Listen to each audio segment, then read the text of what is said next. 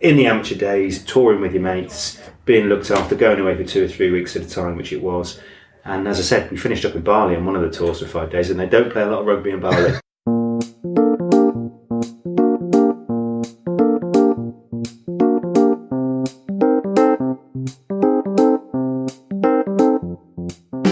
Hello amateurs, and welcome to episode 12 of the Amateur Rugby Podcast. Here to help soothe your Sunday morning hangover with some snappy rugby chat about the grassroots of the game. I'm your host Tim, and today I'm in Sarande, Albania, where the first few days I spent here were lovely, but since the weather has really turned, we've had countless spectacular thunderstorms, and today it feels like a small typhoon has hit town. I hear the weather in the UK has also been pretty bad, but I hope you all got your games played this weekend. I know it's not always easy this time of year. Last week's episode was widely loved. Tom is such a genuine, caring guy, and that clearly comes across in the interview. Thanks to the RPA for the retweet, really helps to spread the word. And I had this nice message from former Blackheath photographer Helen Watson, who said, "Absolutely loving the podcast. Great interviews with great guests. Loving Tom's story from this week." Thanks, Helen. Great to have you with us. But my guest this week is Premiership assistant referee Phil Waters. Phil and I were teammates at Cheltenham RFC many moons ago, and more recently he was assistant referee for a game I played for Ealing. This interview was recorded in August of 2019, and we talked about playing and coaching the England Police and Phil's transition into refereeing, including some incredible insights into the role of the modern day official. So, without further ado, please welcome Phil Waters. So, Phil Waters, welcome to the Amateur Rugby Podcast. Thank you for having me. It's a pleasure to be here. Good man. Now, first question.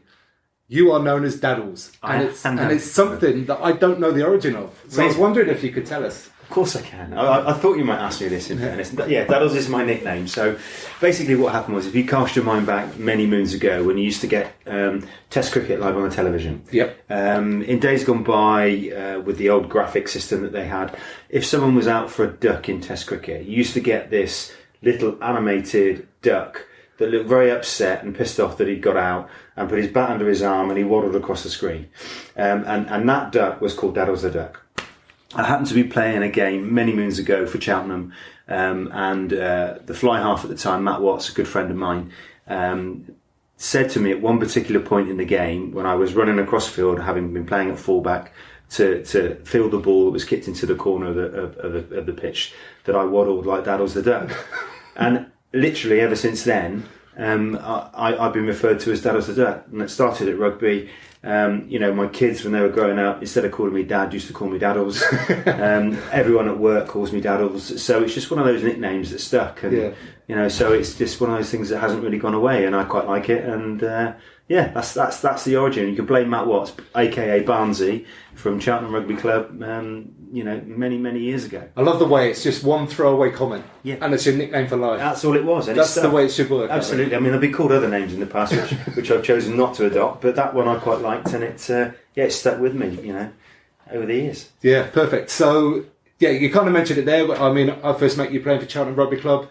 I've been thinking back about it. I'm not sure we played that many games in the same team, really. Probably not, because I'm considerably older than you, I think, is the bottom line. Only a couple of years. How old are you now? 43. Okay, well, I'm only a few years older than you. I'm 46 now, so...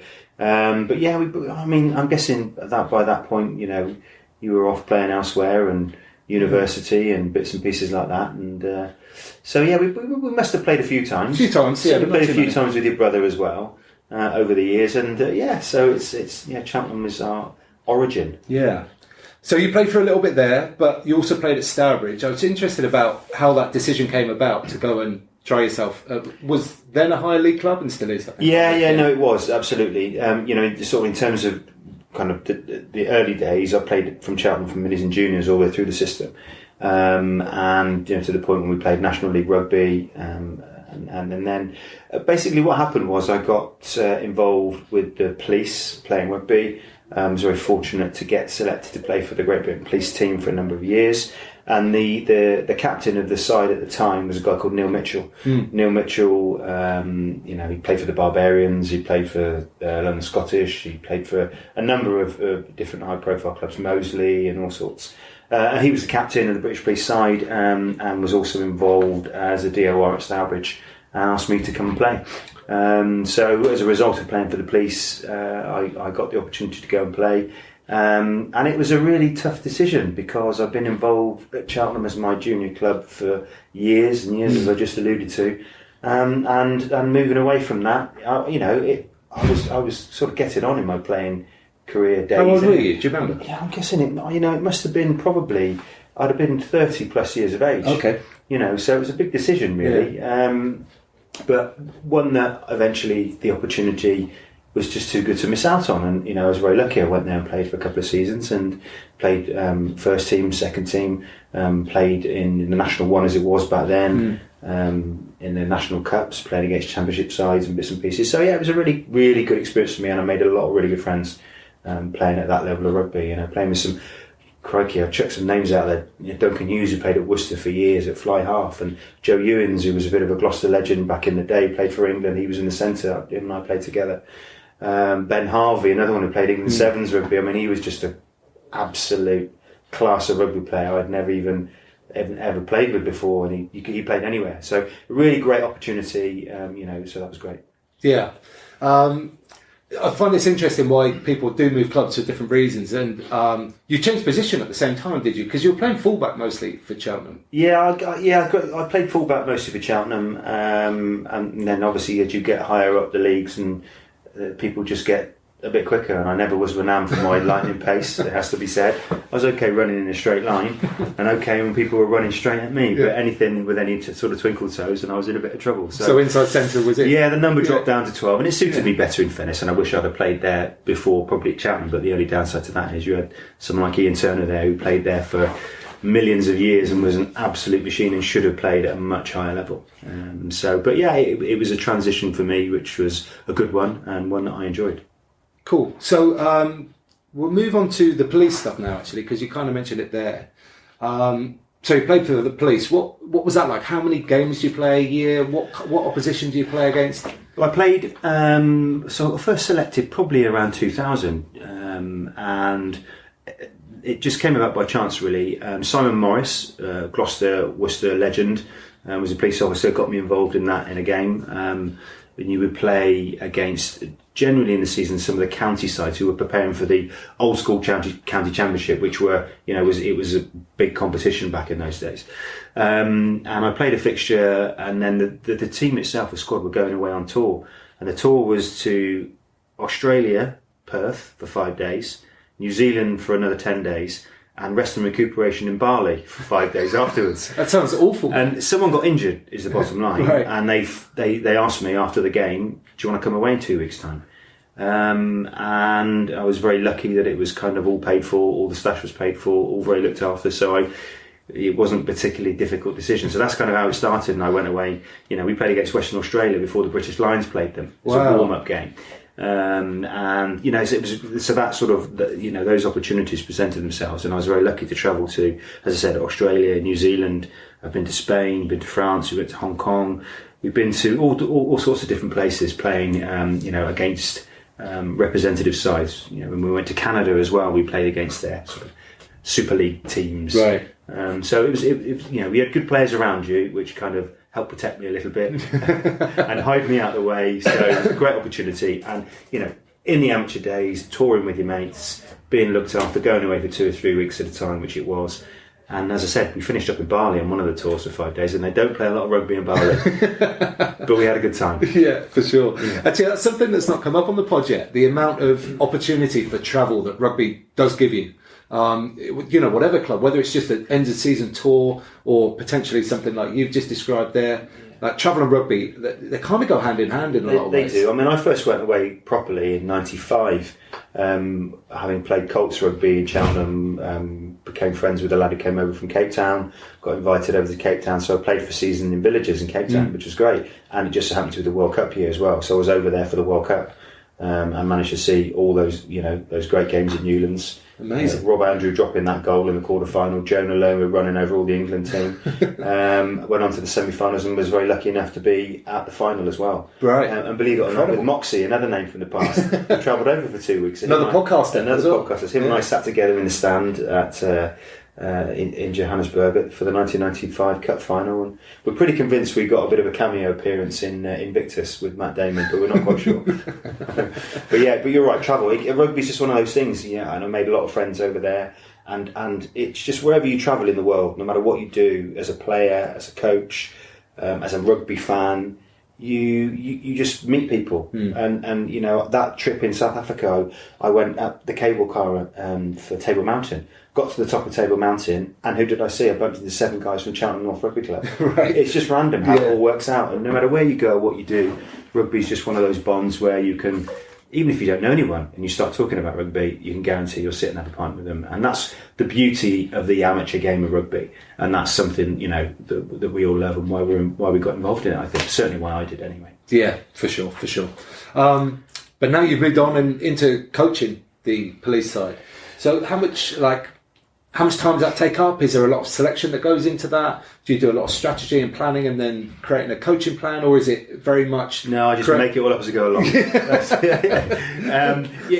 So the transition into coaching, I did my coaching badges initially when I stopped playing rugby, having got injured, because I thought that would be my natural progression. But obviously I went into the match official side of things first, but we can talk about that later. But what it then did with the police was, again, an opportunity presented itself when the England police never had a side. Believe it or not, Wales police existed, Ireland police, Scottish police existed, but England police didn't have a national team. And obviously I've talked about the Great Britain police setup, and it just seemed a bit ludicrous that there wasn't that natural progression between the nations and England not having a team. So about 3 seasons ago, a couple of guys from up in Yorkshire, Pete Oram was a sort of gentleman who kind of kick-started things, and they put it all together, and I was very lucky to get an opportunity to be invited as one of the coaches, working under two really good guys. Sean Fletcher was one of them, and he currently is a coach for England Deaf, and Rhys Morgan, who is was and still is the director of rugby at Ilkley Rugby Club. So these guys are established coaches. Yeah. So it was a really good opportunity for me to work along and learn with them. And it's every day's a school day, and I'm still making that transition. The difficulty with police rugby is, at the end of the day, we're policemen still. So we've got responsibilities, and people all over the country in this current day and age with the things that are going on in the world, it's very difficult to pull everyone together. So what we try to do is sort of have a bit of a integrity in our selection. We try and have sort of trials or a training camp at the beginning of each season. And we look to work with those players and get them introduced into our squad. And then what we look at having is, we play a game against the Welsh Police each year. We play a game against the Irish Combined Ireland team and Scottish Police. So we have a little bit of 3 big sort of test match competitive fixtures each year. With 1 or 2 games in, we play the England Fire as well as GB Fire as well. Right. Which Dave Scully was sort of run for a number of years. So it is difficult in this day and age, but we give people plenty of notice, and they try and get support if they can from their constabularies. But again, that's difficult in this modern day and age. But yeah, we get together and we do our very best, and we have these test matches, and again, rugby is a very social thing, so that's an important part of it. We're not a professional outfit, we're not a professional setup, and I'm certainly not a professional coach, but I'm keen to learn, and I think that's what I bring to this particular this particular group of people. Cool. Are there any things that you do to make it kind of special? Like you're playing for England Police. Is it? We're very lucky. The committee that we have involved with England Police, and I've talked about some of the names that we've got John Whitworth now, Pete Oram that's been involved. Guys that have set this up have done it very ethically. And for me, it is a big deal. It's a big deal for me to be in a privileged position to be the DOR for England Police. And the guys that are picked to play, they get looked after. So when they come away, we make sure we stay in nice hotels.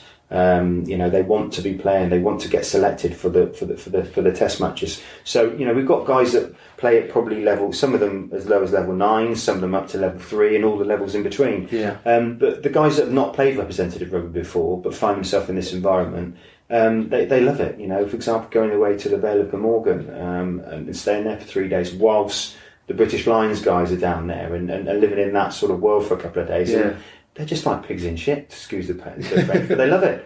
And it's great for us as well. So it's a real privilege for us to be involved. Certainly the players see it as a real privilege to be selected and be involved, and that's what we want to maintain. We are very much an amateur setup, but with my connections with the RFU and through my sort of playing days locally in the area, I've managed to bring in external coaches, people like Carl Dixon, an ex-Queen's coach, who's one of our top referees off to the World Cup imminently. He's come in and done sessions for me. Mark Cornwall, the forwards coach, head coach at Hartbury. And I just think, with these guys that are out there to help not only the players, but then to help me develop, I think it's just valuable. And that's what I will continue to try and do. Yeah, I've got to say that a lot of what you just said there rang true for me as well, because I was lucky enough to play for England Fire Services a couple of times. Yeah. And that's the only England shirt that I've ever worn. Yeah, of course. And I was chuffed to bits, absolutely delighted to be able to. And you can see, the passion in the games, and it's little things like we have the test match we played at the HIC in London. What a setting that is in the city of London. Very few rugby teams get to play at that location.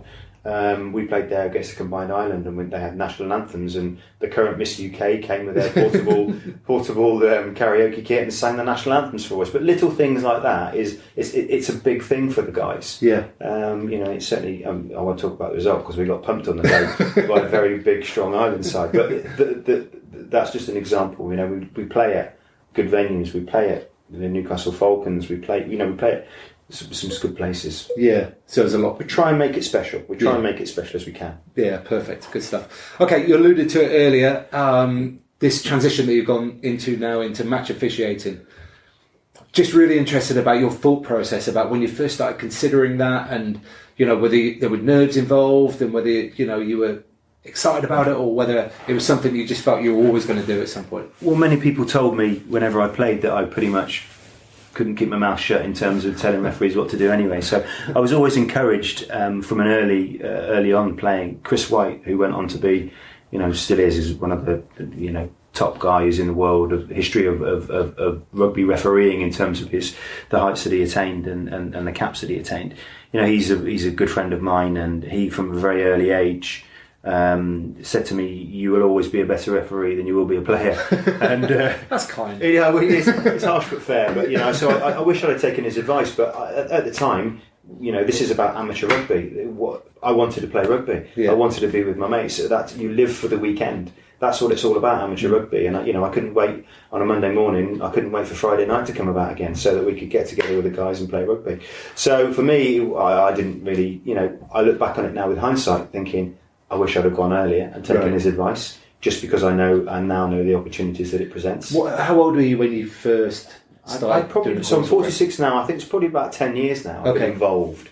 Yeah. So obviously you start at your local society referee. I was very fortunate to get sort of promoted through those ranks fairly quickly. Opportunities regionally, and then got nominated to go onto the national panel, which at the time was about the top sort of 35 referees in the country to do National League Rugby. So that in itself is quite a big achievement and something I'm very proud of. And then that takes you, as I said, refereeing at national level.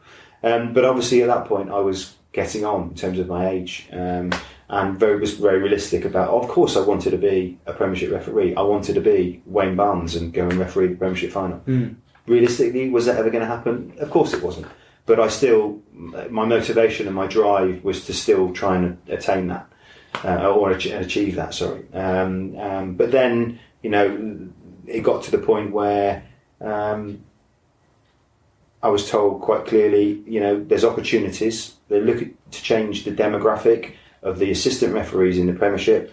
There's an opportunity for you. Would you be considered to make the transition across?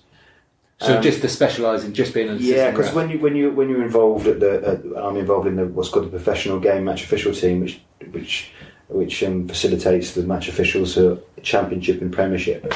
You're dealing with professional referees. Right. They're the guys that referee that level, and they need consistency. They need people that are familiar in that working environment, because there's an expectation upon us to be good at what we do and get it right, and that comes with other pressures and other expectations. But it was a tough decision, because I loved refereeing. Yeah, I absolutely loved it. In my first season, just jumping back a little bit, to decide whether I thought I like it, I did 86 games in one season. Wow, which is a huge amount of games. Yeah, huge that's amount enormous. Of games. So I would do generally like a university game on a Wednesday. I would do a junior game on a Saturday morning, and then maybe a sort of senior game Saturday afternoon, and then occasionally do a women's game on a Sunday morning if they're around. Because it wasn't as big back then as it is now. So some weekends I was doing 4 games of rugby, in the space of 3 or 4 days. But I decided that that's what I wanted to do, to find out if I actually really liked doing it. Yeah. But I loved it. Right. I loved Brilliant. it. It just really got me. And I wish I'd have done it sooner, and I wish I'd have listened to Chris White. I still say that now because he's one of my managers with the RFU, but I genuinely mean that. I wish I'd taken that opportunity sooner. Yeah. Okay, so what's the process like? Is it just a case of essentially picking up a whistle and getting at it, or is there a course that you have to take before you can start? Yeah, there's initial courses in terms of junior refereeing that you do with your local society. And I would, and there's requirements now in the modern day and the modern game in terms of people that are involved in refereeing kids' games. You have to, for health and safety, for law, for CRB, all that sort of stuff. You have to have done some coaching qualifications. Right. So, that process is a bit more rigid and structured now than it used to be, but it was always, to a certain element, it was always there. Yes, pick up a whistle to start with. Yes, people come and watch you to see if they thought you were any good, if you had potential. As I said, I was very lucky that I had the likes of Chris White watching me, and when Chris White, who was a current international referee at the time, says, "Oh, he might be okay," it gives you a bit of a leg up. For sure. Yeah, so it was very helpful. But I put a lot of work in. I had to refine certain characteristics as a referee. Such as? Well, the biggest thing is, I'm a policeman by trade, and when I'm not a small bloke. I'm 6'2". I weigh 100 kilos. When you are presented with confrontation, you tend to deal with it. And I often got criticised for when, for example, players were asking questions, I would tend to walk towards them with an open chest and say, "What are you on about?" And that was that. I had to work very hard to be less confrontational. Okay. I'm just thankful no one slotted me in fairness. It wasn't, it wasn't something I deliberately did. It was just a natural instinct that because I've been a policeman. Yeah, behaviour that you've learned over years. When you have to deal with behaviour sometimes as a police officer, and when someone challenges that, you go, "What? No, you can't challenge me." So I found that difficult. Can't you see my uniform? Yeah, I found that quite difficult at the start. So I had to work really hard on that. Right. Okay, but then what's the highest profile game that you've refereed? Would you say? Oh well, and actually personally refereed. I refereed one game at Championship level, right? When a Premiership referee went on injured, National 1 and National 2. But obviously, in terms of my assistant refereeing, I've been very fortunate. So that's opened doors in terms of the professional game. I've done obviously the Aviva Premiership, now the Gallagher Premiership. Championship games, junior internationals, junior World Cups. I've also been involved as reserve officials when we had the 2015 World Cup, right? Yeah, which has to be sort of albeit I didn't get on the pitch because that's the World Rugby referees. I was the reserve number 4. So, but you still get all the kit, right? You get all the stash. Yeah, you get all the stash, and trust me, so I'm in a changing room. With like Jaco Piper and some of the other World Rugby referees, and I'm thinking, what can I do? What do I need to do? I need to tie their shoelaces together. I need to trip them up. I need to stand on their toe just to get on the field. Poison their cup of tea. Yeah, absolutely. But so without a shadow of a doubt, that's the most humbling and privileged moment really to be involved in the Rugby World Cup. Yeah. And stand on the pitch, listening to national anthems and singing along. It's incredible. Yeah, must be amazing. Now, what are the pre-match nerves like as a referee or a touch judge compared to assistant referee? Assistant referee. Yeah. Please excuse me. Thank you. You're forgiven. I wouldn't say that I am overly nervous, but I'd be lying if I told you that I wasn't nervous. If I went into a Premiership game with any of the Premiership referees and I wasn't nervous, I'd be lying. Yeah. But that's just because I want to do well. I'm representing the RFU. I'm representing the referee. We prepare very well for every game. There's a couple of hours pre-match prep per game. Right. What kind of stuff do you go into during that? So it depends really. We without giving too many secrets away, we will be tasked by the referee about a particular side of the scrum which we will be on. So then you're looking at all the scrums of that particular side. Using an example, because I'm close to Gloucester here, if I might get the tight head for Gloucester this weekend, I was going to do my research on all the scrums, look at the tight head and the tight head replacement, and their style and their techniques and their mannerisms. Okay. So we're prepared, and it's not about preconceptions, it's about preparing yourself for when you may see things. It doesn't come as a surprise. Yeah, sure. So that we and sadly, and I will admit this, is that we rehearse things.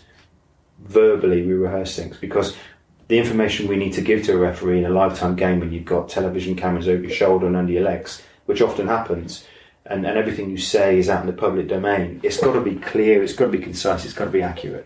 So we need to prepare as best we can. So in terms of specifics, we'll look at individual players, we'll look at team structure, we'll look at team trends, we'll look at all the set pieces, line out, scrum, what teams do as a defensive setup, who does what. So there's we do prepare because it's important. We're providing a service for the top end of the game, and there's an expectation on us by the teams, by Premiership Rugby, for us to get it right, so you have to get it right, and it's performance driven. If you don't get it right, you get it wrong, you're going to get sacked. Yeah. That's the bottom line. Right. And the guys, the referees, now all work very closely together, don't they? Absolutely. They work at Twickenham. They're a really tight bunch. Yeah, and have Monday reviews and stuff like that, and work together on their fitness and all kinds of things. They do. They've got their own strength and conditioning coach. They 1 to 2 days at Twickenham, depending on whether it's a European or Premiership weekend. They review games every post match every week in infinite detail with the performance reviewer. And every decision, and some of this is about non-decisions as well. Yeah. It's difficult for the guys who are the assistant referees because they're not full-time professionals. We have families and jobs, etc. So that balance is quite difficult to strike sometimes. But I've been involved in many sort of post-match reviews, and it's very down to infinite detail. Decisions and non-decisions. Why you made that? Why you said that? Why you didn't do this? Could I have done this even better? We're always looking every week to get better. We're always, and we were we're our own worst critics. We identify, I could have done that slightly better. I should have done that slightly. Yes, I made a mistake. You don't try and hide it because everything we do and discuss and decide on is shared with the DORs from all the Premiership sides and Championship sides anyway. Yeah. So there is nowhere to hide. You've got to be quite robust. But you've got to be prepared to, we're humans, we do make mistakes sometimes, but we hope that those mistakes are very few and far between. Yeah, it's a good point there about robustness. Like, how much jip do you generally get from the crowd? Like, do you feel like it's mostly banter, or do you feel like it steps beyond that at some times? It's mostly banter. Yeah. And me and my personality, I often try and engage with crowds and individuals when I can. It's a bit difficult, as I said, when it's a live game sometimes. You have to be careful. But I do, because it's rugby. It's what we do, isn't it? It's, with all due respect, it's not a football terrace. Although there's sometimes I have been on the end of a bit of abuse. But sometimes all it takes then is just, a quick square look in the face, and they know that's just not tolerated in rugby, and it stops very quickly. And they're not just a faceless person in the crowd. Exactly. But that's just the passion about it, and dare I say it, the lack an understanding of the laws of the game. You know, you go to certain places across the country and they think they know everything. Yeah. Well, we talk about that a lot on the pod. You know, law knowledge and stuff like that. Now, Phil, I'm not sure if you know this, but well, you might know that the Colts at Cheltenham had an award. It was called the Referees Award every season. Do you remember that? Yeah, not really. Well, I remember it because I won it for our year. And I'm not sure whether I'm proud about that or not. Explain that to me. You won it. How do you win it? So it's basically, I'm not sure whether the referees voted for it, but it's basically the best person to referee throughout the season. As in like the nicest? Something like that. And you won it? Yeah. That's a joke. I'm not sure it is. Unbelievable. Yeah. I won it. Well, what did you get? Like a piece of paper. That said what? Referees Award, 1990, whatever it was. I think that's your mate's taken the 1996. Was it in the Echo? It was. I don't think it was in the Echo. It didn't happen, did it? No, fair enough. Congratulations! I'm only saying that in jest. Well done. Yeah, like I said, I'm not sure whether I'm proud of it or not. It's No, you should be proud of it because it's you know, we want players to believe that we are normal people.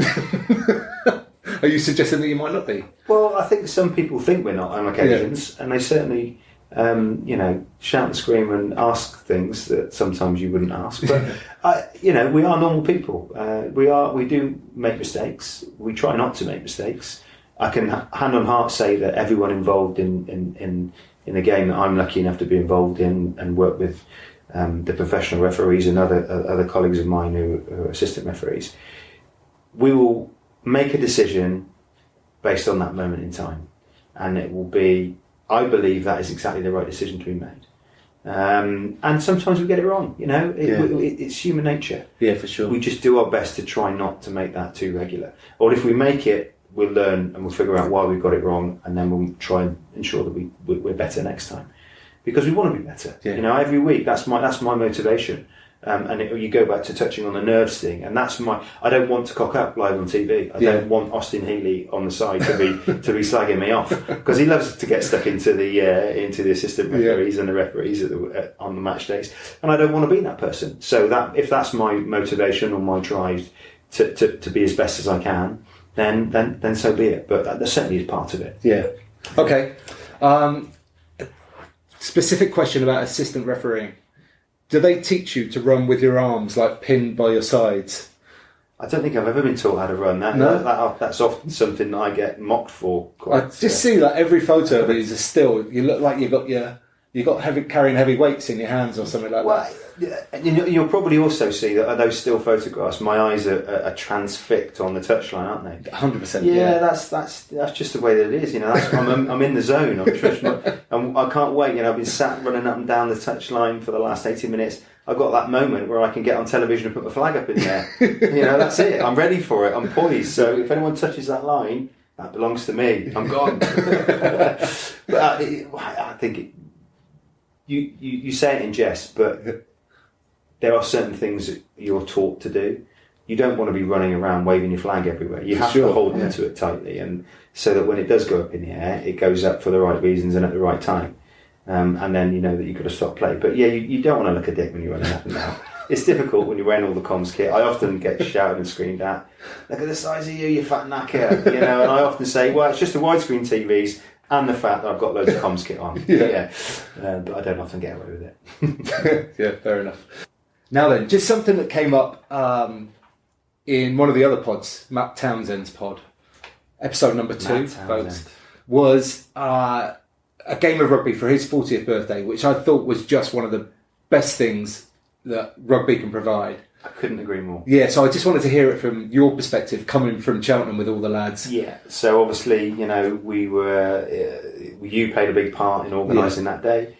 Sorry, I should just give a bit of background, I guess. This is, in case you haven't heard, this is Matt Townsend, a good friend of ours, had a 40th birthday. It was a surprise match between Old Coffeans, which was his team in London, and then all the lads from Cheltenham who played in junior rugby together. Correct, yeah. Came up and we played a match on the day for his birthday and had a good old party after. So we came down on a coach, a big load of us, obviously booked into a hotel, and so we were planning on making a bit of a night of it, and we came down, surprise, turned up at the ground, and he was as shocked as anyone.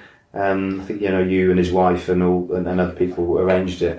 His family were down as well, and it just sums up and epitomises amateur rugby. Guys that have grown up together from junior age group through Colts rugby, which undoubtedly is a tragic loss to rugby at the moment. You don't see many Colts rugby teams about.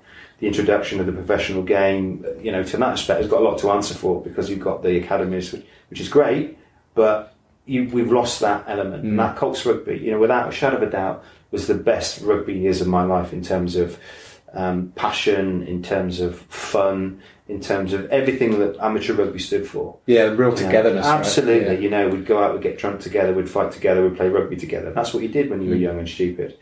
But I'm still friends with those people now, those same stupid people, and even 30 years on, which is what it's coming up for now for me, from my Colts years. You spend 5 minutes with those same people, and you think you're in a Colts changing rooms. I remember when my wife first met them, she actually said to me, "Why on earth are you friends with these people?" Because all it's just constant banter, ripping each other to pieces. But that's what we love. That's what we love. That's what rugby is all about. Yeah, for sure. Yeah. Yeah, it was a great night out, and I think I probably gave the guy who refereed the game a bit of stick through in that game in terms of every decision. Me forgetting that it was an amateur rugby game. We were having a bit of fun for someone's birthday. But you had people like Ben Hyde there. Yeah. Ben Hyde was an England schoolboys player, but a great player now over in New Zealand. Pete Buxton played in that game. Bucko played for England and played for Gloucester for many years. So there was a few people about, dishing it about a little bit. And some good players on that pitch. We all got a bit carried away on occasions, thinking that we were still running around. But what we did do afterwards was we all had lots of beers and had a right old giggle and spent, the next 6, 7, 8 hours reminiscing about the past, and just living the dream, really. Yeah, it was awesome. Until the next morning. That was bad. We'll leave that there.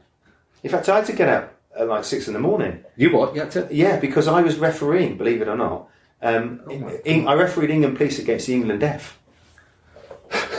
Yeah, that was a bit of a challenge. What, early afternoon, was it? No, yes, it was an early afternoon. Right. I didn't kick off, so I got a lift and was driven up to where I needed to be, and I refereed it after that night, and that was most amusing. What's the challenge in terms of refereeing a deaf team? Yeah, really hard, especially when you've got a massive hangover and you're probably still stinking of booze. But that in itself was a significant challenge. They rely a lot on watching your lip reading, right, and your sort of just your body language, really. Sure. And it was tough, and of course they only have to have a certain percentage of hearing impairment to be part of it. Okay. And when you wanted to talk to them, they all pretended to be completely profoundly deaf, which was most amusing. So, what do you say? I can't hear you. Oh, okay, well, okay, fair enough. I'll shut up then. So it was a bit of a challenge, but yeah, it was good fun, but not with a hangover. Yeah. Okay. So, what kind of advice would you give to people who are possibly thinking about getting into the refereeing game and going down that route? Is there any things that you think they should, go for? Or I've had this conversation with a lot of people, and as I talked about before, when we were just discussing things earlier, you look back on things sometimes and you think, I wish I'd have done that sooner. And I would always encourage people to. We need more referees in every aspect of the game, from under 7s, 8s, 9s on a Sunday morning, into junior rugby, into local, whatever level rugby, all the way through up into the Premiership referees. But what's really important is there is a pathway, and that's what people need to understand. It does start at grassroots level, which is where it has to start. But there is a pathway. But rugby, this is going to sound a bit cliche, but rugby needs people. Yeah. It needs people, because otherwise kids don't get to play on a Sunday morning. I think in Gloucestershire every week they're probably 10 or 12 games short of referees. Right. We just need more people to get involved in it. And I didn't necessarily think about how much I would enjoy it until I actually picked up the whistle and did it. Yeah. And it's great. It's a great deal of satisfaction. I know we always want to be players and play for as long as we can, but you can do both. Yeah. You can do both. You don't have to aspire to be a Premiership referee.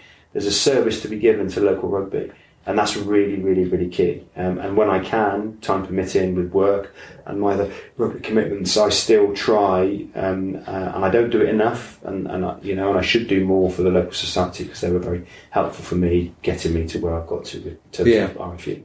So I guess the message is, if you're thinking about it, get out there and give it a try. Don't make an excuse. Yeah, Just at least get out there, because the kids, you'll get things wrong, but it doesn't matter. Yeah. The kids will be able to run around. Start off at schoolboy level. Start off at junior rugby, because without referees, people don't get to play, and that's the bottom line. So they'll be grateful. Yeah, and they'll buy you a beer afterwards. Oh, that's nice. Always. It's quite nice to be called sir every now and then. Yeah. Okay. It's time to move on to the Rugger Law Ball section. Phil Waters, This is Premiership assistant referee. Yeah, this fills me with a little bit of dread. Yeah, I mean, it's a bit of fun. I always say nobody really thoroughly understands the laws. Almost nobody. But it's fun if you're accepted. asking the questions, isn't it? It's also fun if you're on the receiving end. Yeah, because it's interesting, isn't it? Because doing a Premiership game, Championship game, whatever it might be, I have to make decisions quickly. And I'm pretty confident most of the time I get them right. Yeah. But sat here talking to you now, I'm a little bit nervous. I'm not going to lie. There is an expectation. Okay, well, with that in mind, it's time to find out if Phil Waters, assistant referee in the Premiership, are you a Rugger Law Ball? Sir, are you sure that's correct? This is so niche, this one. I'm really proud of this. I'm a little bit gutted I didn't get a bit of a heads up on this. Okay, Phil, here is your question. A try is scored late in the game. Excellent, that's it, try. The conversion attempt is hurried through and the ball is struck at 79 minutes and 59 seconds on the clock. The kick is missed and the defending team catch the ball at 80 minutes and 2 seconds. What happens next? Just for your listeners out there, Phil's got his head in his hands at the moment. Do you want to know what should happen or what does happen? What should happen according to the law? Well, the ball's kicked before the end of play. That's correct. So do we restart the game? That's the question, isn't it? That is the question. Yeah. So it's a 50-50 answer, isn't it? It is. I normally give people multiple choice, but I didn't think I'd do that with you. Yeah, well, we're very lucky in the Premiership that we've got the assistance of both timekeepers and TMOs. So we should get it right when the ball's kicked. But I would say if the ball is kicked before the completion of time, then you would restart the game. That is correct. Oh, thank goodness for that. Phil Waters, you are a Rugger Law Ball. Is there however? What? Is there an however there? There's no and however. Did I get it right? That's just 100% correct. Happy days. Happy days. That's exactly it. So the ball was kicked before the end of the game. Correct. Which means that the game should be restarted. It must be restarted. It must restart. Yeah. Absolutely. I'm really happy for you, mate. Yeah, I'm not as happy as I am, trust me, my heart rate's gone up to about 160. Okay, some quick fire questions about stash. What's your favourite bit of stash that you've ever received? My World Cup shirts. Yeah. Yeah, one of which I've given to Cheltenham Rugby Club to get mounted. So 100%. That's just a big thing, isn't it? Yeah. Yeah. Proper. Yeah, nice. And what is your favourite kit of all time? So this could be any strip from any team, any era. Crikey, that's a tough one. It's big, isn't it? Yeah. Favourite kit from any era? I mean, I'd have to say it's probably a classic Lions jersey, just because what the Lions jersey means. Old school, baggy Lions jersey without all the sponsorship all over it. Yeah. You know, soaking wet, swells up to twice the size. That's probably got to be my favourite jersey of all time. Nice. Okay. Just because of the history that's involved with that, I would suggest. Yeah. Good. Cool. And what is your current stash crush? So, like a new kit for the World Cup, or one of the new Premiership jerseys, or if you can't think of anything that you like, is there one that you really detest? I've got so much stash, it's ridiculous. Right. Because, you know, we get given strips of multiple colours for every single tournament. Right. So we get Premiership kit, we get Championship kit, we get National Panel kit, we get EPCR European kit, we get it's just kit coming out your ears. And so I don't really know how to answer that because I'm just swamped by kit. All I know is that my wife says to me, I need to get it out of the house as quickly as possible. Yeah, so kit overwhelm. It is kit overwhelm. I mean, with the new season, different sponsors, we get a load more. So I'm not as aroused by kit as I used to be. Let's put it that way. Because it was all about the stash, wasn't it? It was all about the stash. But I've got lots of it now, and I give lots of it away to different people. So it's amazing how many people you'll see wandering around Gloucestershire wearing RFU, Premiership referee, even EPCR, European referee, or even on occasions, Junior World Cup referee stash. Down the pub. All down the pub. Yeah, drinking beers.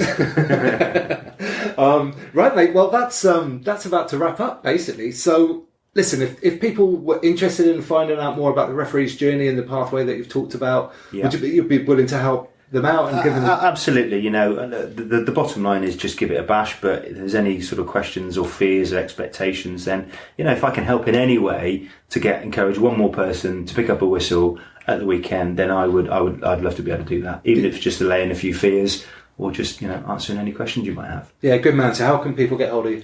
Well, I think I've got an Instagram account. My daughter set it up for me. I don't really use it very often, but I will learn. I think I'm Instagram as Daddles, no surprise, 2243. Okay. I think that's where you'll find me on Instagram. I'm certainly on Facebook as well.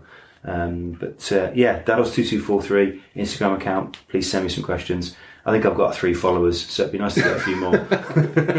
Okay, mate. Well, listen, I will link that all up in the show notes for you guys. Get in touch with Phil. He's great, and he'll really help you out if you're even thinking about going down the referee's path. Do it. Yeah. Okay, mate, that was awesome. Thank you so much. Appreciate it was a real pleasure. Thanks very much again to Daddles. I walked away from this interview with a far greater appreciation of the role of the modern day official and exactly how much goes into producing the consistently excellent performances we see in the Premiership every single week. If you've enjoyed this podcast, you could like, comment, share and subscribe. But what I'd really like is if you mention it to someone in person the next time you're down your local rugby club. I will be back with you next week when my guest will be Dave Townsend. Towner was my coach when I played for Cheltenham Colts, and rugby has been a pillar of his life. Now president of Cheltenham RFC, it was great to catch up with him, hear some stories from yesteryear, and learn about the progress being made at the town club. So, until then, get out and play.